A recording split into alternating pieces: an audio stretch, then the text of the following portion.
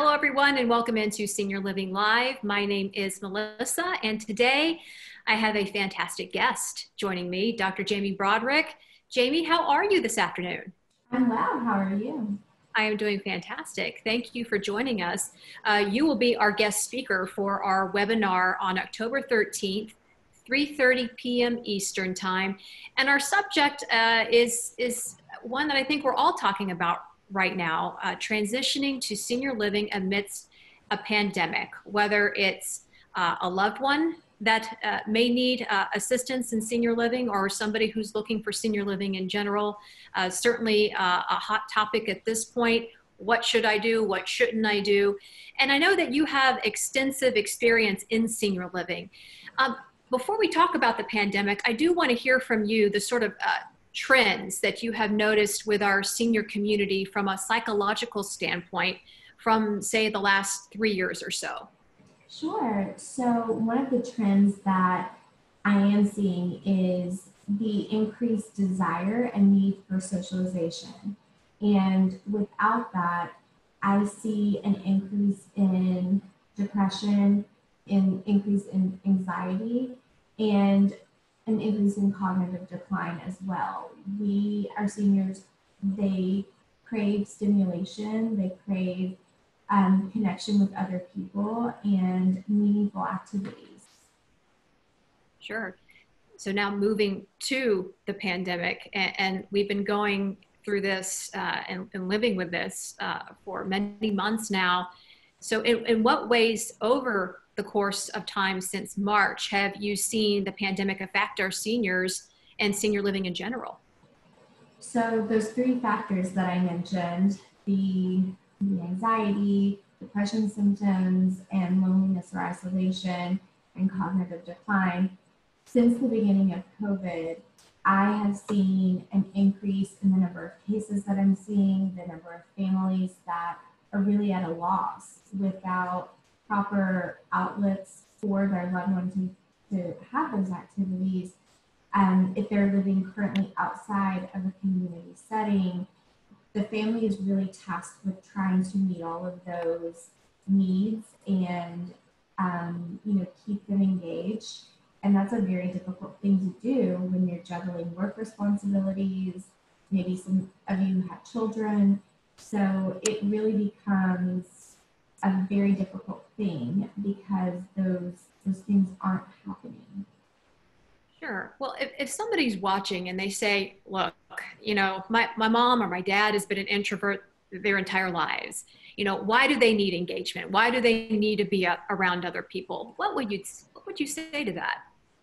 Well, we're all on a spectrum of introversion and extroversion, right? And they call those people right in the middle ambiverts who like a little bit of both.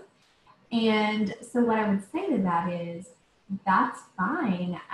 That one of the things that I do know, the research shows that it increases things like symptoms of dementia and exacerbates and really expedites the process. And so without proper stimulation and without some socialization, feelings of loneliness. So it's nice to have that option if you do want to talk with people. I'm not saying you have to spend a large amount of time doing that, but the concern I have are for seniors living alone and no one really having eyes on them and seeing, is there a change in condition? How are they handling this? If family doesn't live close and no one's in a close enough proximity to check on them regularly, then my concern is, are they getting what they need? Even the strongest introverts need social relationships to thrive and also to maintain safety. So that would be my rebuttal to that. Yeah, and the research is there. We've had 7 months now to look at it, and it seems that COVID-19 and the lockdowns have exacerbated that cognitive decline, as you mentioned. So the research definitely backs that up. Now, Jamie, making that move to senior living, as you know, is a huge decision for most people. It might be the biggest decision that they ever make for themselves. And if you're a loved one having to make that decision for someone else, it's just as difficult. What should be added to that checklist right now? Mm-hmm. So currently, those needs that we talked about earlier, and even physical needs, if we're going to add that, if someone needs additional care and support, that doesn't go away.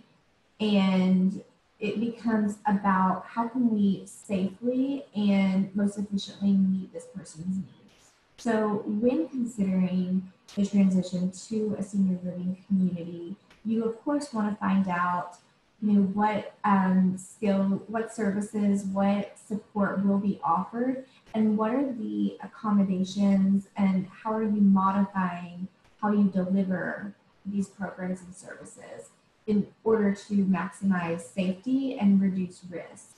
So asking questions like, okay, what are the visiting policies? What are the activities that are offered and opportunities to engage? And again, how are you doing that and protecting them at the same time? And so the other thing I would think about too is, asking about screening and staffing. There are going to be policies and protocols that are needed to be adhered to because of licensing standards, but really asking that community in particular, what are you doing to minimize risk and also maintain quality of life? Because I think what we tend to forget is looking at a person holistically, that there are, physical needs, and we want to keep them safe and healthy and reduce exposure to COVID. However, mental health is very important too, and so are emotional needs. So we can't really totally dismiss those other things because we think something is more important. We really have to treat the person holistically. Yeah, and I mean, listen, it's never an easy time to make that decision, to make the transition into senior living.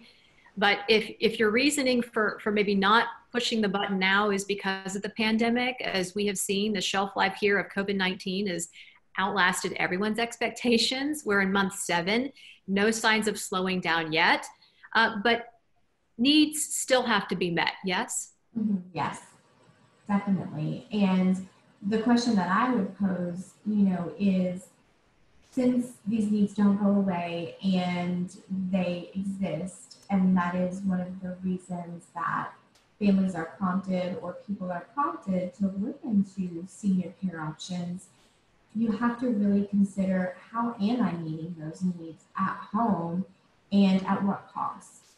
So if it's exacerbating anxiety and feelings of sadness and isolation, and it is really expediting the disease process of cognitive decline, you really consider, how are you really able to mitigate risks given all of that?